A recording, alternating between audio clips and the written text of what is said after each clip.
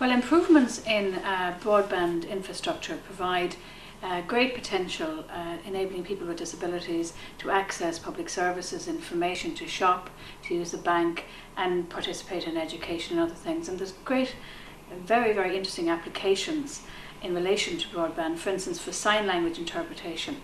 Sign language interpretation is a scarce resource and very costly, whereby using broadband, what people can do is access, the sign language interpreter can work from home, and people can access 24/7 immediately and cheaply a sign language interpreter, and they have great use for people who are deaf.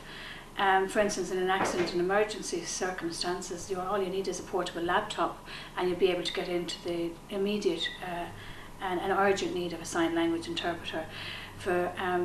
So for children, for instance, in schools, of children with disabilities who cannot participate in the classroom because of a particular illness or whatever the time, they again can use through the use of broadband, can actually participate and be, as I say, in the class while at home at the same time. And the same for adults with disabilities in relation to when travelling might be a particular problem at a particular time. People can again participate in meetings.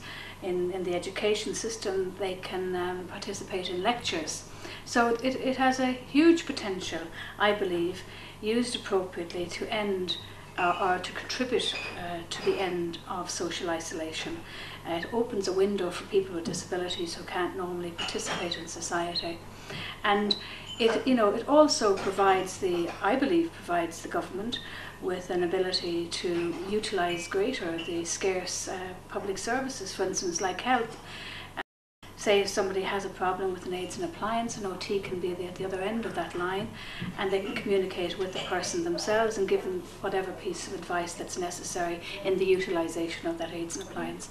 So there's an awful lot of, I think, opportunities for people with disabilities with the use of the new broadband infrastructure. But we also must be conscious of some of the challenges there. Affordability is a big issue. It must be affordable for people with disabilities. And accessibility. There was a ComReg report in 2007 which showed people with disabilities were a lot less likely to use broadband than people without disabilities.